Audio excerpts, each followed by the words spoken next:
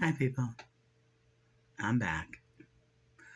I don't know if that's a good thing or a bad thing, but here I am. I want to talk today about part two of the adoption, my adoption, because it's so complicated. Maybe not. Maybe it just feels complicated to me. I don't know.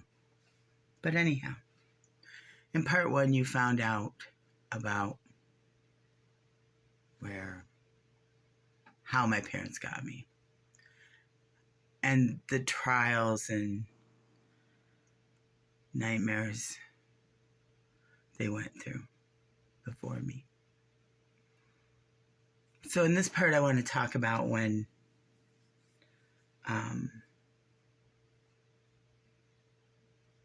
how I found out I was adopted.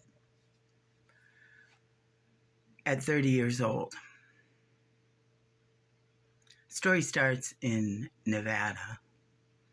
I figured states are okay. I was living in Nevada. My mom had passed away. Let's see, it would have been 91.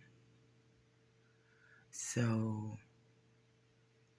she was about 5 years gone. A little less than 5 years. She died in 86, September of 86.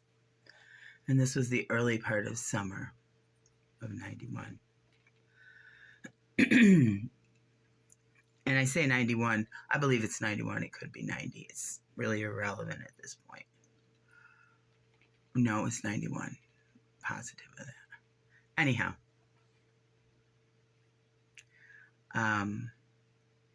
My dad had a girlfriend. And I never liked her. I'll be real honest right up front. Not my favorite person. I had a name that I called her that I'm not going to say on here. Not that she's alive anymore, because she's not, but I'm going to try to be a little bit more respectful of her family. But I didn't like her. Most often, a daughter, mom just passed not very long ago, and a woman comes into their life, you might not like them, you know? But she was an alcoholic as well. And the two of them together, oh my Lord. Anyhow, I had no idea how involved their relationship was when I sent my kids home for the summer. My husband had gotten a settlement for an accident that happened on his foot. And we sent the kids home to see their families. And we got to play a little bit while they were gone for the summer.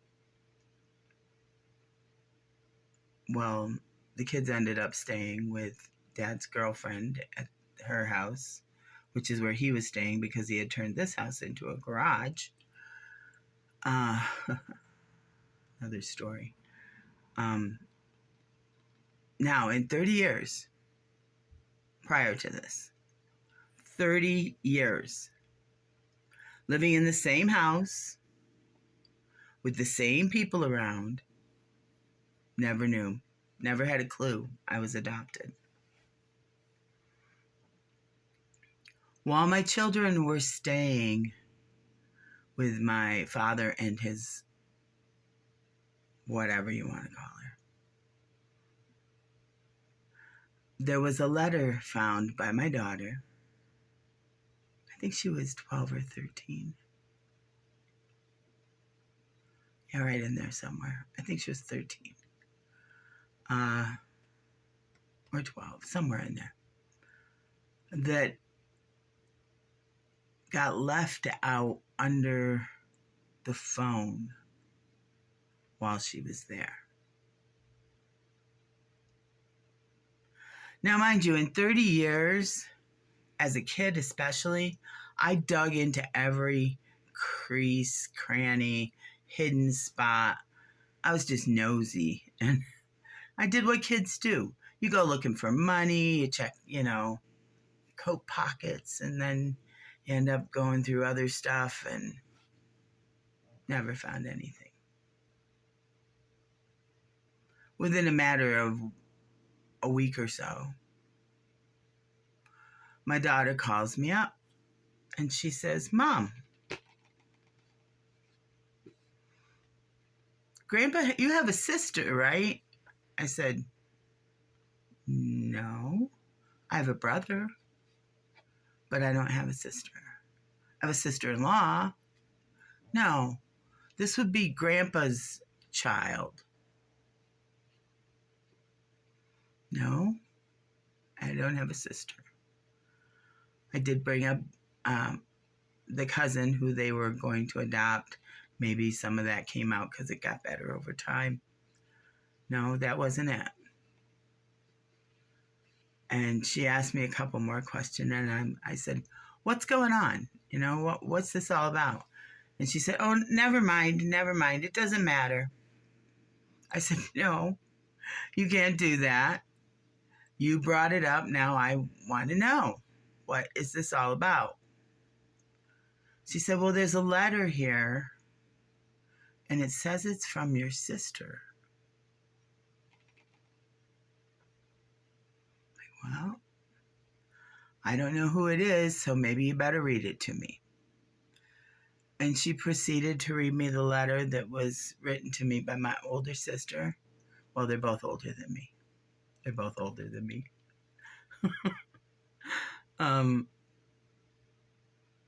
But my oldest sister. And it was telling me that she was sorry to hear about my mom's passing, that she had always liked my mom, and that she wanted me to know that I still had family out there. And it said a lot of other stuff too, but that was the basic gist of it. I was floored. I didn't even know how to respond. So I got all the information from my daughter about what her name was. She sent her phone number, her address, wrote down what I could from the letter, and I started calling people. Because mind you, my mom had been gone for at least 4 or 5 years. Yeah. So I was trying to think back, okay, this can't be true. This can't be true. There's no way I wouldn't know this. I thought about calling my dad. But I thought, no, I don't want to upset him. This will upset him that somebody's saying this shit. So I called my mom's best friend, who validated it and said, "Yes, you were adopted. Your mom and I had talked about it when she found out that she had cancer, and she decided that it would be too much to tell you then because you already had to deal with her having cancer." Another wow. This was my mom's best friend, who was my best friend's mom. Who knows this? So I called some more people. Aunts and uncles, aunts, to find out, are you really my aunt? Or who are you? And what do you know? And they validated it too. So now my head is just spinning like a top. Just totally confused on what to do. So my husband came home from work and I unloaded it all on him. Told him everything that I had found out, and then we got drunk. Not because I rarely ever drank then, but I was just, all of a sudden, everything was a lie. And with each person that validated it, not only was it a lie, but it was like everybody knew but me. Everyone. I wasn't mad. I was upset. I was upset because it was obviously a secret. And my mom took it to her grave with her. I know you heard that before. But it kind of messed with my head for a little while. I called my sister that wrote the letter. I don't know if it was that night or the next day. And she had written the letter in, I think it said 89. Might have been 87. I'm not sure. Not good with dates. But it was in that time frame. And she was shocked to hear from me, and she immediately started telling me about how she'd always known about me. I realized she was the hippie couple. Her and her husband were the hippie couple that had come to the house when I was like 10 or 12. No, she's 3 years older than me. So, again, older than me. I believe she was 15 when she got pregnant, 16 when she had her, something like that. Or maybe she was 16. I don't know, but they named their kid Sunshine. And they had come here to visit. And I remember them. I had always remembered this hippie couple who came to the house and named their kid Sunshine. And I told people about it for years. You would not believe these people. They had a kid and they named it Sunshine. Can you believe it? Sunshine. I thought it was so funny. That was my sister. She had, I guess, the oven, as I've been told, the oven told her before her and her husband moved to New York. They were moving up here, or thinking about it, or traveling, whichever it was, that she had to tell my sister something because she might hear about it when she got up here.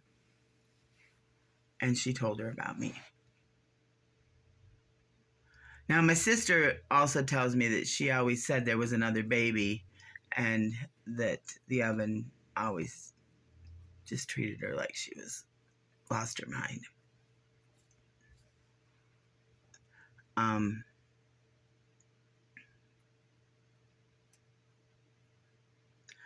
So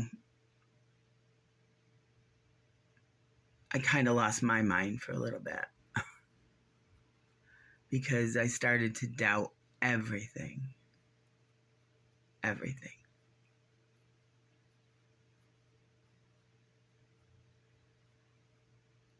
I ended up, after going down there and meeting up with my family, which is another part of the story that I'm going to tell you on this one.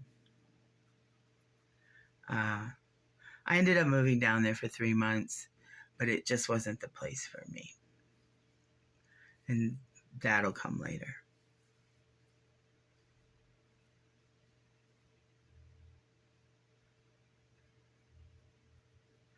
It was an experience. And I think the only people, it's like totally out of context here for a second, but it's like losing a parent. And when you lose a parent, you realize that nobody else understands except someone else who's lost a parent. And I've heard from several people just since I announced my channel, and my adoption was part of the opening whatever episode, whatever.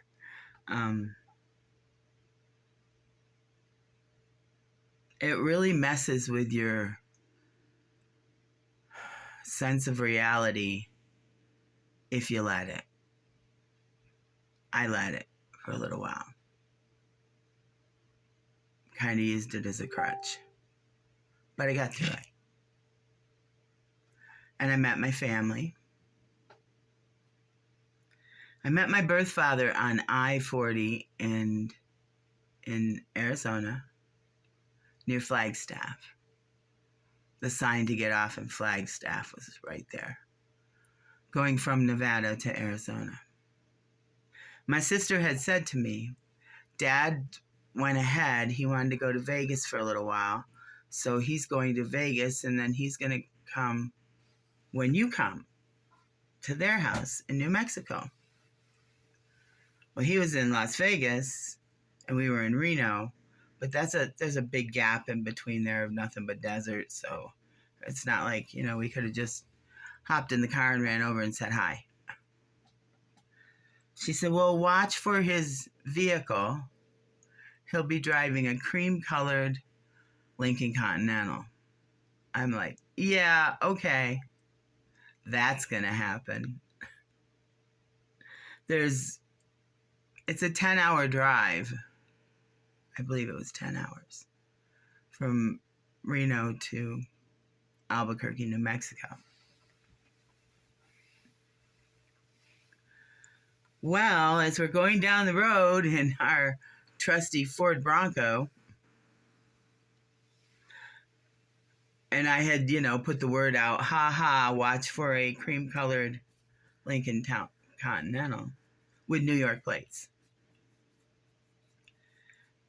My kids, who at that time you didn't have to have a seatbelt, most cars didn't even have them, were turned around in the seat, said, Mom, there's a cream-colored car. It's a big one. It's got New York plates. I'm like, yeah, whatever. Yeah, okay, enough teasing about it. And then my husband said, look in your mirror, because there's a cream-colored Lincoln Continental behind us with New York plates. I'm like, no freaking way. This is impossible. This is impossible. This is Oprah shit here, okay? Sorry, Oprah. Didn't mean to call it shit. Loved your stuff. Anyhow. But that's how I referred to it. So the car gets up and passes us. And the kids are watching him the whole way. And they're in the back seat in the window. They're doing this. Hi, hi. They get right up by the driver's side. My husband looks down and goes, and my little brother was in the car with him. Now, when I say little brother, he was 20. I believe he was 20 or 19. He wasn't old enough to be in the casinos, and it made him mad. But, so, a little bit of back and forth with the vehicles, and we all pull over. This was by the Flagstaff sign, which is somewhere near a deer farm. That's all I can tell you. It's near a deer farm because there was a bunch of, no other way to say it, there were probably 4 or 5 dead deer there, maybe more. It was like a herd got hit, or maybe it's just a popular spot for it. But somebody told me there was a deer farm near there, and they had gotten out of it somehow. I don't know. That's just a story that I heard along the way. I think it was at the restaurant we stopped at after that. But anyhow, I get out of the car. I look like hell. We've been traveling for probably 8 hours, and it was hot. Our air conditioner was 5 down, doing 70. I say 5 because we had a back window in the Bronco. And it was just like standing in front of the heater, the hot air rushing in on you. Yeah, it was horrible. But it is what it is. So when we pulled over, and here comes my brother, and he comes up and hugs me, and says, "Hi, sis." And my dad comes up and hugs me. And I looked at my dad, and even I could see it. I'm like, oh my God, we look so much alike. I think I look more like him than any of my brothers and sisters, which is so weird. But that might just be bias on my part. I don't know. My sister looks a lot like him too, but then we look a lot alike. So that's how I started the get together, family get together. Got 20 minutes on this. I better stop this here, and I will pick it up at the get together in Albuquerque when we arrive. See you soon.